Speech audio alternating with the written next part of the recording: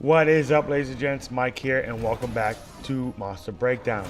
Now, it's been quite a while since I put one of these out, so if you don't know what it is, we dissect monsters we fight in Monster Hunter World.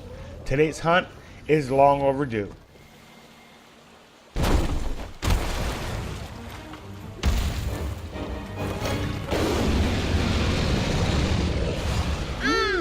That's tasty. Angie being another brute wyvern added to the ever-growing roster of brutes in the franchise. They still find a way to set Angie apart though.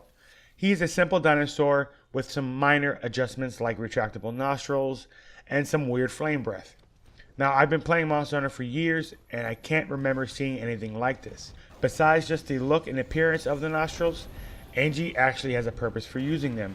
When he loses sight of you, he would tend to use his nostrils to sniff you out. They go as far as even having Anjanath leave mucus puddles for you to use to track it on the map.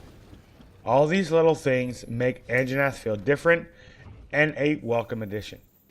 Bring the health mantle. If you're watching this breakdown, you most likely at the beginning of the game and you don't have much as far as mantles to help you. The health mantle can be a huge help when Angie enrages. It becomes much more aggressive and does a lot more damage, so use it. Pitfall and shock traps can be a huge help for locking down Angie to do some damage to his face and tail. I recommend bringing 3 trap tools, 1 shock trap, 1 pitfall, and 3 thunderbugs or nets to make more if you need to. It sounds like quite a bit, but it might be helpful if you're having a hard time against Angie. This isn't completely necessary, but some people forget you can actually do this. I like to call it the mechanic run, meaning you go out on the quest and find Angie, and when you find it, you do nothing but watch for its attacks and its patterns. After you got a little bit of a grasp, then you force it to enrage and watch some more. Just so you know, watch for the nostrils and wings to come out from his nose and back respectively. That's how you know he's enraged.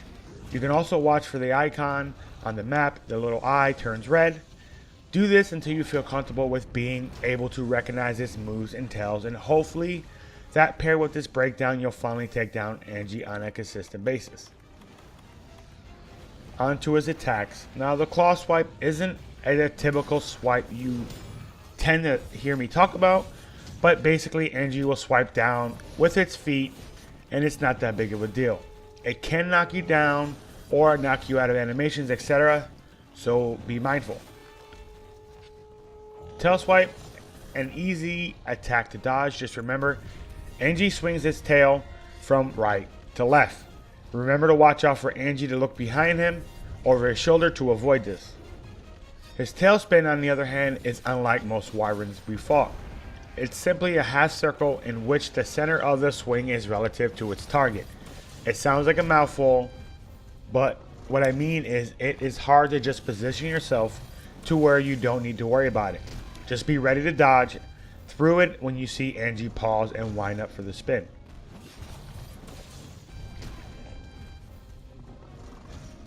Hip check is the easiest move he has to dodge, but it will knock you back. So to avoid this, it's simple. Watch for him to lean or kind of sidestep, and then he lunges forward with the side of his body. Once you see the lunge, roll towards him. The bite, Angie has 2 versions of it. He has like a delayed bite where he kind of pulls his head back and swings it forward to bite.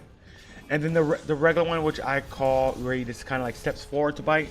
Sometimes Angie will follow up both bites with a second one. So roll towards his legs to avoid it. If you're focusing on his head, he will tend to use the regular one where he kind of like lunges forward. A lot more than he does his delay bite, which he pulls his head back and kind of swings his head to bite you. The charge is probably Anjanath's most dangerous move by far. Angie will step back and then lunge forward with his chin to the ground and sprint forward, kind of like Devajo. Anjanath will sprint a lot longer than you probably expect him to, so be wary when he's enraged. To avoid this, I suggest panic diving towards its side. If you feel more comfortable with Anjanath, you can simply roll to the side. But if you have some evasion window or you're really good at rolling, you can roll completely through it. Anjanath's Fire Spew. Besides that, Angie's Fire Spew is my favorite fire attack in the game because it actually looks like fire, or a flamethrower I should say.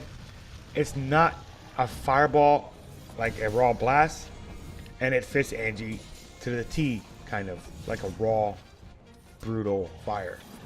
With that out of the way, this attack isn't too hard to dodge or avoid. It starts with Angie screaming or gathering fire into its mouth. You can see it. It's very, very telegraphic. Then he rears up and breathes it directly in front of him.